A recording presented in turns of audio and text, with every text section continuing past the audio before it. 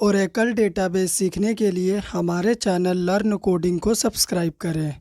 आज के इस वीडियो में हम आपको कांस्ट्रेंट का सेकेंड टाइप पढ़ाएंगे। वो क्या होता है, what is entity integrity constraint. Entity integrity constraint जो होता है ये किस सिचुएशन में हमें अप्लाई करना है, कब इसे यूज़ करना चाहिए, हम आपको समझाएंगे प्रैक्टिकल के साथ। ठीक है, सबसे पहले इसका मतलब समझा देते हैं क्या होता है। The entity integrity constraint allow us to insert unique value on a column। अगर आप अपने टेबल के किसी भी कॉलम में ये एंटिटी इंटीग्रिटी कांस्टेंट अप्लाई कर देते हैं तो जिस भी कॉलम में अप्लाई करेंगे उस कॉलम में डुप्लीकेट वैल्यू आप इनपुट नहीं कर सकते, उसमें आप केवल यूनिक डेटा ही इंसर्ट कर सकते हैं। ठीक है, तो दो तरह का होता है एंटिटी इंटीग्रिटी कांस्टेंट को टेबल के कॉलम में अप्लाई करने का। पहला होता है यूनिक कांस्टेंट, सेकंड होता है प्राइमरी की कांस्टेंट।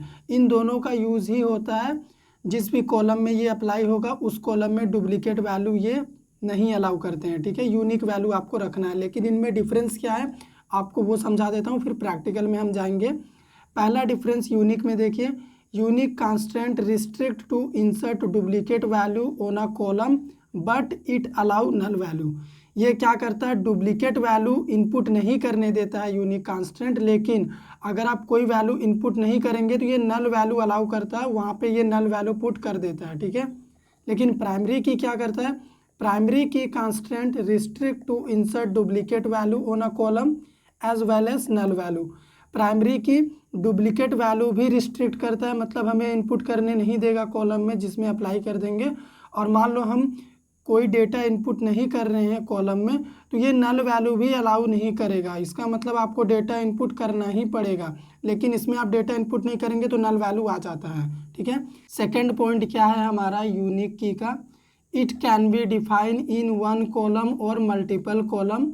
आप यूनिक की को अपने टेबल के एक कॉलम में भी अप्लाई कर सकते हैं, लेकिन अगर आप चाहते हैं एक से ज़्यादा कॉलम में यूनिक की अप्लाई करना तो आप कंपोजिट की मदद से एक से ज़्यादा कॉलम में भी इसे यूज़ कर सकते हैं यूनिक की को। ठीक है, लेकिन प्राइमरी की क्या होता है, unlike unique constant each table contain only one primary की कॉलम।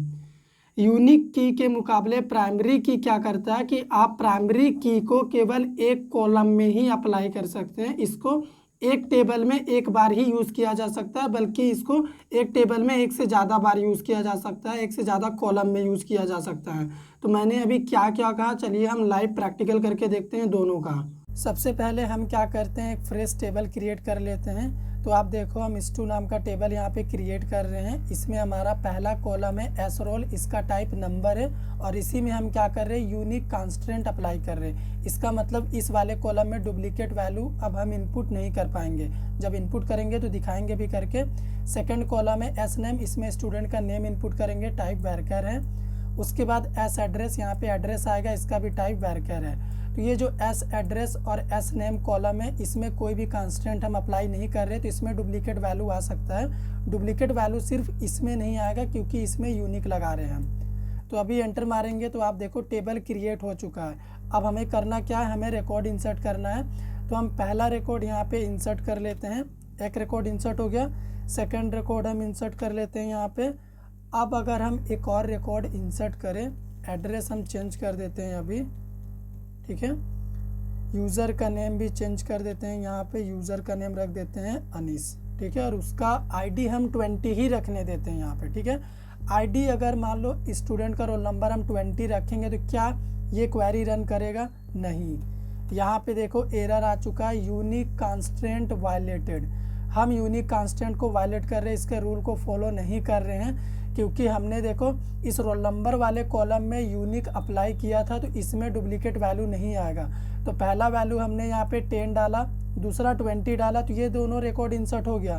लेकिन जब हम तीसरी टाइम फिर से 20 इसमें ले रहे तो ये इनपुट नहीं करने दे रहा क्योंकि यूनिक की इसमें लगा हुआ है, डुप्लीकेट वैल्यू नॉट अलाउ। ठीक है, अब अगर मान लो उस कॉलम में हम डुप्लीकेट वैल्यू इंसर्ट कर सकते हैं जिस कॉलम में हमारा यूनिक नहीं लगा हुआ है। ठीक है, इसको कर देते हैं हम 30 और यूज़र का नेम हम क्या कर देते हैं, यूज़र का नेम हम अंकुश कर देते हैं। ठीक है, अंकुश देखो ऑलरेडी अंकुश नाम का एक रिकॉर्ड इंसर्ट हो चुका है, यहाँ पे भी अंकुश हम ले सकते हैं और एड्रेस कपाली ही रहने देते हैं। तो यहाँ पे देखो 1 रो क्रिएटेड, अगर हम आपको दिखाना चाहें तो हम दिखा भी सकते हैं। टेबल का नेम है हमारे स्टू। तो आप देखिए इस वाले कॉलम में हमने यूनिक कांस्टेंट लगाया हुआ, इसमें यूनिक रिकॉर्ड ही है 10, 20, 30, कोई डुप्लीकेट वैल्यू नहीं है। लेकिन इस वाले में यूनिक नहीं लगा हुआ है, तो ये देखो डुप्लीकेट वैल्यू इसमें दे सकते हैं। और यहाँ पे भी देखो यूनिक अप्लाई नहीं किए हैं, तो यहाँ पे भी डुप्लीकेट वैल्यू। तो डुप्लीकेट वैल्यू आप वहाँ पे इंसर्ट नहीं कर सकते जिसमें आपने यूनिक अप्लाई किया हुआ है। अगर यूनिक में मान लो हम कोई वैल्यू नहीं देते हैं, यूनिक कांस्टेंट में मान लो यहाँ पे हम कोई वैल्यू नहीं दे रहे हैं, रोल नंबर हम इनपुट नहीं करना चाहते हैं, हम सिर्फ नेम इनपुट करना चाहते हैं और एड्रेस, तो यहाँ पे रिकॉर्ड इंसर्ट होगा, ठीक है। और यहाँ पे नल वैल्यू आ चुका है। तो यूनिक कांस्टेंट क्या करता है, नल वैल्यू भी अलाउ करता है। अगर आप रिकॉर्ड इंसर्ट नहीं करेंगे तो ये नल वैल्यू लेता रहेगा। तो ये हो गया हमारा यूनिक कांस्टेंट का पहला पॉइंट। अब आपको बताते हैं हम प्राइमरी की के बारे में, ठीक है। प्राइमरी की हम यहाँ पे देखेंगे। सबसे पहले टेबल क्रिएट कर लेते हैं। यहाँ पे EMP नाम का टेबल बना रहे।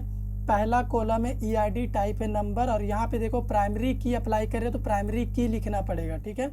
फिर दूसरा है हमारा नेम, इसका टाइप वैरकर है, और ई सैलरी मतलब एम्प्लॉय का सैलरी, इसका टाइप नंबर है। तो इस वाले में प्राइमरी लगा हुआ, मतलब इसमें डुप्लीकेट वैल्यू नहीं आएगा। एंटर मारते हैं, टेबल क्रिएट हो चुका। अब क्या करेंगे, रिकॉर्ड हम इंसर्ट करेंगे। अब रिकॉर्ड इंसर्ट करते हैं हम अपने टेबल में। तो आप देखो हम EID 1 इनपुट कर रहे, एम्प्लॉय का नेम अविनाश, और ये उसका सैलरी है। अगर एंटर मारते हैं तो देखो एक रिकॉर्ड इंसर्ट हो चुका है। अगर मान लो हमें एक और रिकॉर्ड इंसर्ट करना है, सैलरी दे देते हैं 50,000, ठीक है। यूज़र का नेम यहाँ पे दे देते हैं हम आलोक, ठीक है, ये यूज़र का नेम है, और उसका EID 2 करते हैं। 2 रिकॉर्ड इंसर्ट हो चुका। अब मान लो हम EID यहाँ पे 2 ही रहने देते हैं। यूज़र का नेम हम कर देते हैं, यूज़र का नेम हम ले देते हैं रोहित। तो क्या ये अलाउ करेगा हमें? ये अलाउ नहीं करेगा, क्योंकि यहाँ पे EID देखो 2 है। 2 रिकॉर्ड हमने ऑलरेडी इंसर्ट कर चुका है। अब अगर हम इसमें एंटर मारते हैं तो यहाँ पे हमें एरर बोलेगा यूनिक कांस्टेंट वायलेटेड। आप कहेंगे कि यूनिक कांस्टेंट क्यों बोल रहा है, क्योंकि प्राइमरी की भी क्या करता है, यूनिक रिकॉर्ड ही हमें इंसर्ट करने के लिए अलाउ करता है। EID में हमने प्राइमरी की लगाया है, तो पहला EID 1 रिकॉर्ड इंसर्ट, दूसरा EID 2 रिकॉर्ड इंसर्ट। जब हमने थर्ड टाइम यहाँ पे 2 इनपुट करने की कोशिश की तब एरर बोल रहा है। इसका मतलब डुप्लीकेट वैल्यू आप प्राइमरी की के कॉलम में अप्लाई नहीं कर सकते, ठीक है। अब यहाँ पे एक बात और क्या आती है, जिस भी कॉलम में प्राइमरी नहीं लगा उसमें आप डुप्लीकेट वैल्यू इंसर्ट कर सकते हैं। जैसे यहाँ पे देखो 1 row created, select star from table का नेम EMP। आप देखिए इसमें प्राइमरी की नहीं लगा हुआ, तो ये डुप्लीकेट वैल्यू। आप चाहें तो इसमें भी डुप्लीकेट वैल्यू ले सकते हैं, ई नेम में भी, क्योंकि इसमें भी प्राइमरी की नहीं है। अभी फ़िलहाल हमने नहीं लिया है। आप चाहें तो सेम रोहित नाम का, आलोक नाम का या फिर अविनाश नाम का नेम फिर से इनपुट कर सकते हैं, लेकिन यहाँ पे डुप्लीकेट वैल्यू अलाउ नहीं करेगा, ठीक है। अब प्राइमरी की के साथ आपको एक बात और क्या ध्यान में रखना है, अगर मान लो आप प्राइमरी की के कॉलम में कोई रिकॉर्ड इनपुट नहीं करते हैं, मान लो हम ई नेम इनपुट कर रहे और EID इनपुट कर रहे, और यहाँ पे ई सैल होगा, ठीक है। तो यहाँ पे अगर हम EID इनपुट नहीं करेंगे जिसमें प्राइमरी लगा हुआ, तो ये हमें एरर बोलेगा। यहाँ पे देखियो, can not insert null into EID। आप EID वाले कॉलम में नल वैल्यू इंसर्ट नहीं कर सकते। जब हम कोई रिकॉर्ड इंसर्ट नहीं करते हैं किसी भी कॉलम में, तो वहाँ पे नल वैल्यू जाता है। जैसा यूनिक की के टाइम पे नल वैल्यू गया था, ब्लैंक था, लेकिन प्राइमरी की के टाइम में अगर हम रिकॉर्ड इंसर्ट नहीं करते हैं तो वो नल वैल्यू भी अलाउ नहीं करता है। इसीलिए बोल रहा है नल वैल्यू भी नहीं जा सकता। आपको इसे ब्लैंक नहीं रखना है, आपको इसमें कुछ ना कुछ यूनिक रिकॉर्ड इंसर्ट करना ही पड़ेगा। और प्राइमरी की का एक खासियत क्या होता है ना, कि एक टेबल में केवल एक प्राइमरी की ही आप अप्लाई कर सकते हैं। जैसे हमने यहाँ पे जब टेबल क्रिएट किया था तो हम केवल एक कॉलम में ही प्राइमरी की लगा सकते हैं। तो आप चाहें तो कॉलम बनाते समय ही कॉलम लेवल यूज़ करके यहीं पे प्राइमरी की लिख के कर सकते हैं, या फिर सारा कॉलम डिफाइन करने के बाद किसी भी एक कॉलम को सेलेक्ट करके उसमें अप्लाई कर सकते हैं, ठीक है। लेकिन यूनिक की हम मल्टीपल कॉलम में लगा सकते हैं। जैसे करके दिखाना चाहूँगा मैं आपको। अच्छा, ये स्क्रीन बैक में है, ठीक है। यहाँ पे क्या करते हैं, सबसे पहले अपने टेबल को हम ड्रॉप करते हैं। टेबल ड्रॉप हो गया, उसके बाद हमारा क्रिएशन का ये क्वेरी है। तो यहाँ पे देखो यूनिक की लगा हुआ, ठीक है। तो यूनिक की अगर आपको एक और कॉलम में लगाना है, जैसे मान लो मुझे इस नेम वाले कॉलम में लगाना है, तो मैं क्या करूँगा, यहाँ पे अगर यूनिक लिख दूंगा ना तो ये ले लेगा, कोई गड़बड़ी नहीं है। यहाँ पे देखो टेबल क्रिएटेड, इससे क्या प्रूव हुआ, इससे प्रूव हुआ कि यूनिक की इसमें भी लगा हुआ है, एस रोल में भी और एस नेम में भी हमने यूनिक की अप्लाई कर दिया। लेकिन अगर वही काम हम प्राइमरी की में करेंगे ना, नहीं कर पाएंगे। जैसे टेबल को पहले ड्रॉप करें, ड्रॉप टेबल, टेबल का नेम यहाँ पे EMP है, टेबल ड्रॉप। अब क्रिएशन का क्वेरी कहाँ है, ये क्रिएशन का क्वेरी है, ठीक है। एक कॉलम में लगा हुआ है, दूसरे कॉलम में लगाते हैं। यहाँ पे क्या लिखते हैं, यहाँ पे लिखते हैं प्राइमरी की। तो यहाँ पे देखो table can have only one primary की। इसका मतलब क्या समझ में आता है कि एक टेबल में एक प्राइमरी की ही हो सकता है, एक से ज़्यादा नहीं हो सकता है। लेकिन यूनिक की को आप कंपोजिट के फॉर्म में मल्टीपल कॉलम में लगा सकते हैं। जैसे मान लो ये हमारा क्या यूनिक की वाला है, ठीक है। इसको क्या करते, बंद करते हैं। यहाँ पे कंपोजिट के फॉर्म में कैसे लगाएंगे, फिर से करेंगे, टेबल को हम यहाँ पे ड्रॉप। एक और तरीका, तो जैसे यहाँ पे देखो हमने आपको कॉलम लेवल में लगा के दिखाया, एक यूनिक यहाँ पे एस नेम में लगा के दिखाया, एक यहाँ पे लगा के दिखाया इसमें। लेकिन आप चाहें ना, यहाँ से पहले हटा दीजिए, उसके बाद आपको यहाँ से भी क्या करना है, इसको हटा देना है।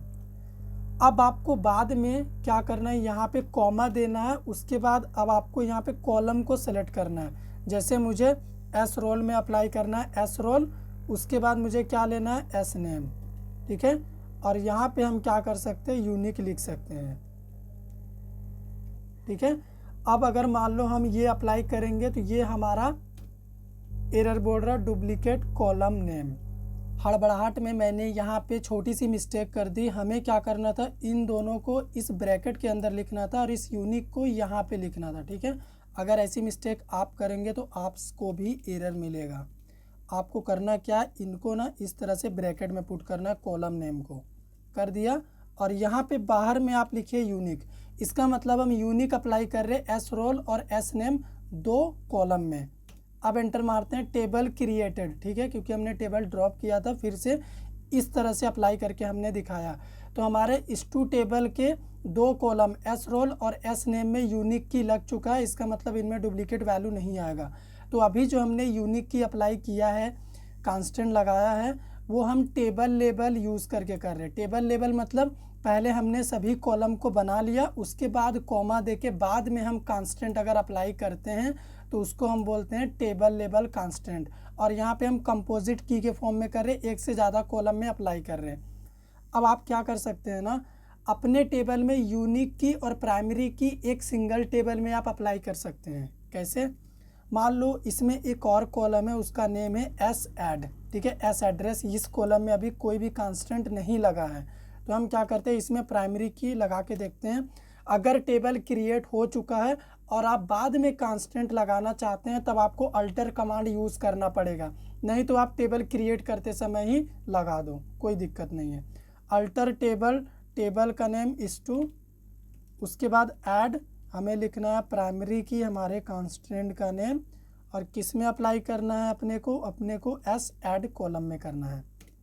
तो टेबल अल्टर्ड, इसका मतलब अभी अगर हम आपको दिखाएं DESC टेबल का स्ट्रक्चर, ये जो हमारा टेबल आप देख पा रहे हैं स्क्रीन में, इस टेबल के इन दोनों कॉलम में यूनिक की लगा हुआ है, ठीक है, और इस वाले कॉलम में लगा हुआ है प्राइमरी की। प्राइमरी की मतलब नल वैल्यू अलाउ नहीं करेगा, इसीलिए यहाँ पे नॉट नल लिखा हुआ है। और यहाँ पे यूनिक वाले में नल वैल्यू अलाउ करेगा, इसीलिए यहाँ पे ब्लैंक है, मतलब नल आ सकता है। तो इस तरह से आप प्राइमरी की और यूनिक की को अपने ओरेकल डेटाबेस के टेबल में अप्लाई कर सकते हैं। अगर आपको दोनों के बीच में डिफरेंस समझ में आया हो तो वीडियो को लाइक करिए, शेयर करिए, चैनल पे नए हैं सब्सक्राइब कर दीजिए।